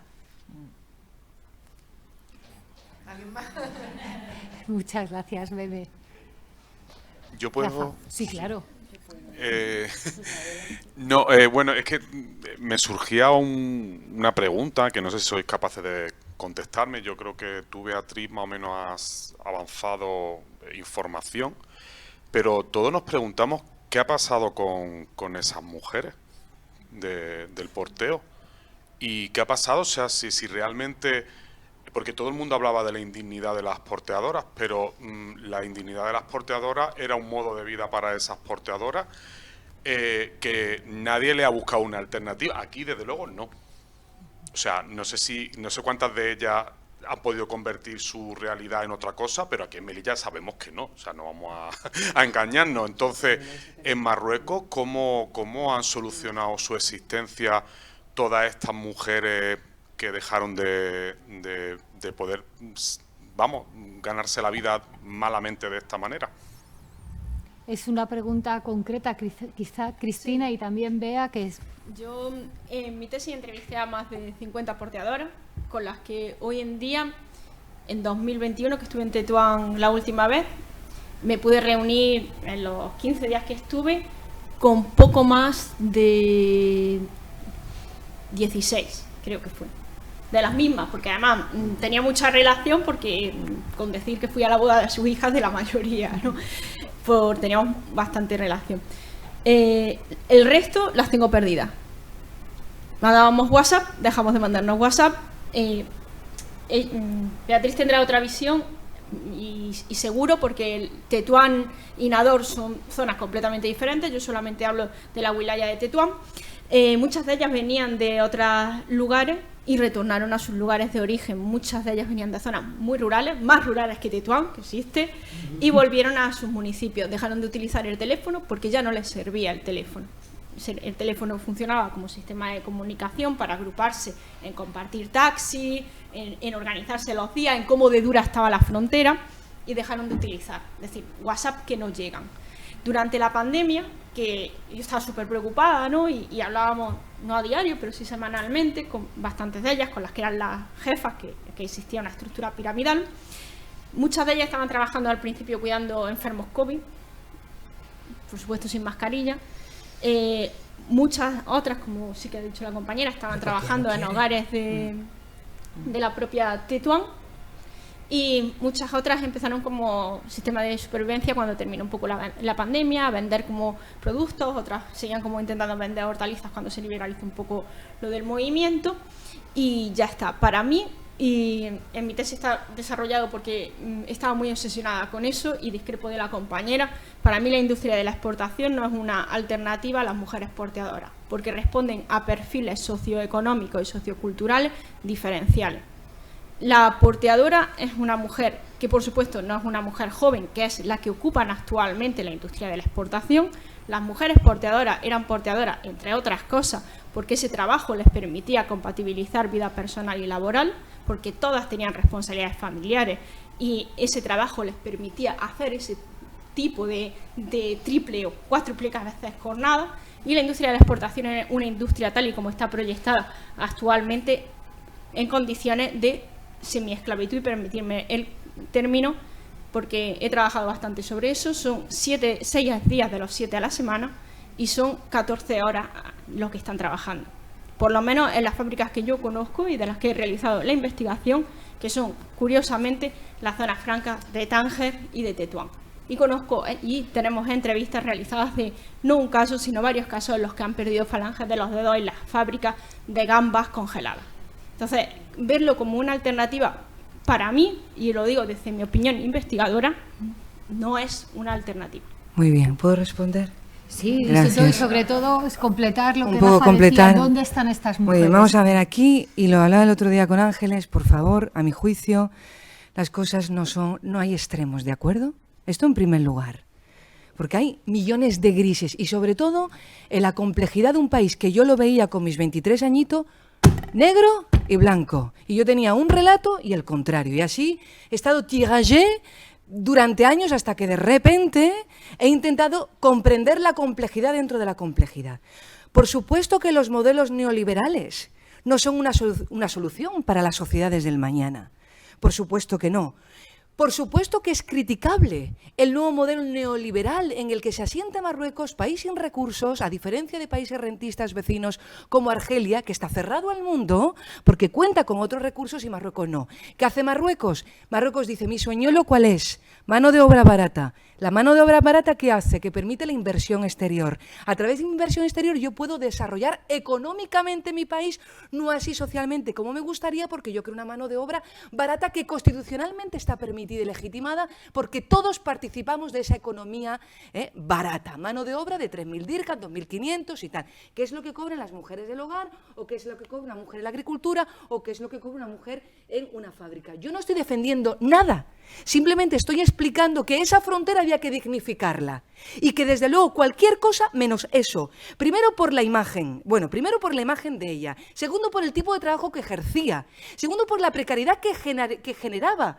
Esas mujeres no eran mujeres felices y hay que hacer un trabajo de profundidad de antropología y explicar cuáles son los niveles del bien-être, el bienestar. Y cuando le preguntáis si c'est un bien-être, un bienestar, vais a entender muy bien que es que n'y avait pas de alternativa, solamente esa. Ahora, contestando a su pregunta, estas mujeres porteadoras, pues como todo en la vida, buscamos nuevos modelos económicos donde poder existir. Como dice Cristina, muchas han vuelto a sus ciudades de origen, desde donde se están como relocalizando. Otras muchas han encontrado la posibilidad de trabajar para Hanut,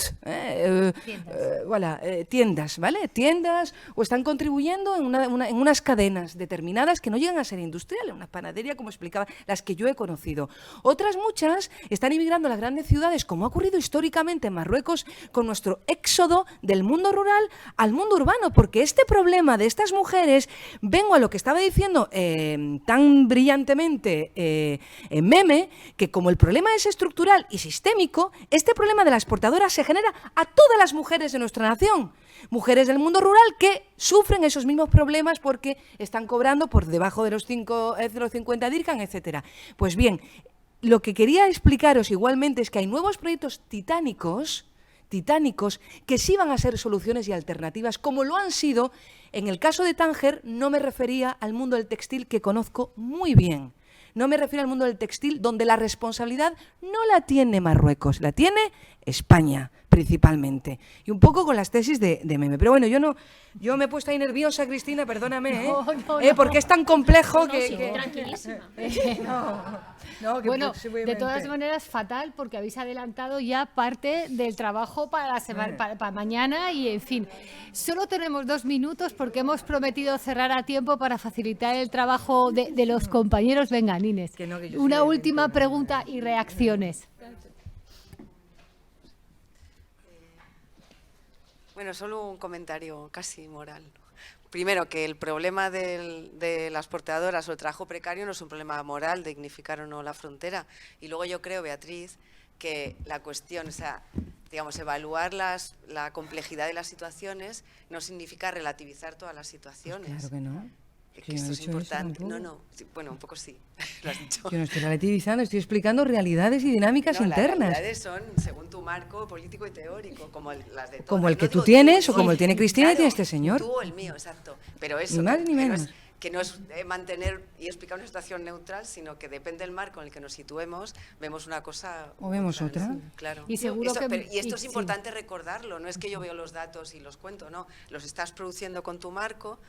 Digo, pero no hablo de... Bueno, con un marco y con investigación y con datos, como reflexión teórica.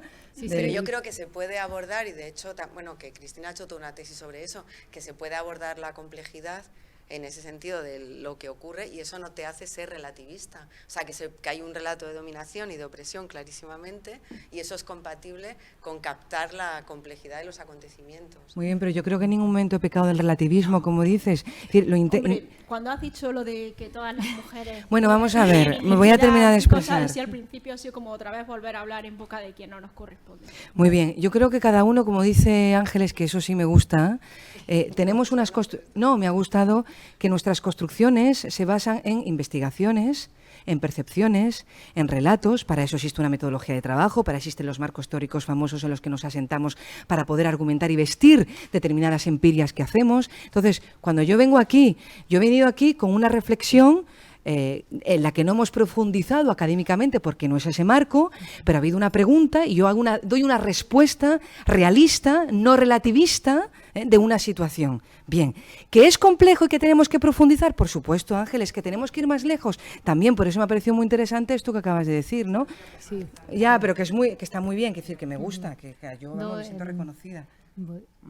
Evidentemente, y creo que si siguiéramos, seguiríamos. No, y seguiríamos porque íbamos a eso es lo que decir, y vamos a seguir, y no es un seguir en abstracto, es un seguir mañana a las 10 de la mañana. Por favor, todos y todas puntuales, porque así aprovecharemos muy bien los tiempos. A mí solo me queda agradecer de nuevo, pues como he agradecido cuando empezamos esta tarde, ¿no? La posibilidad que se nos da de pensar, la invitación que se nos hizo hace ya un tiempo desde esta Dirección de Asuntos Interculturales, de plantear aquí en Melilla los marcos con los que se trabajan, con los que estamos trabajando, y bueno, agradecer por supuesto a todas las que habéis estado esta tarde e invitaros a estar de nuevo mañana. Creo que el balance es un balance bueno, acorde a la complejidad de los temas que tenemos entre manos, ¿no? Y os agradezco mucho la sinceridad, la honestidad, la valentía, el intercambio fructífero y sobre todo tanto pensamiento crítico en lo que lo crítico significa, ¿no? O sea, desde un reconocimiento de lo sistémico hasta una aspiración al cambio, ¿no? Porque creo que es algo perfectamente compatible y luego ya veremos cómo, ¿no? Y luego ya nos veremos en el trabajo. Muchas gracias a todas y a todos por vuestras contribuciones, queridas amigas, y mañana seguimos, ¿vale? Un abrazo.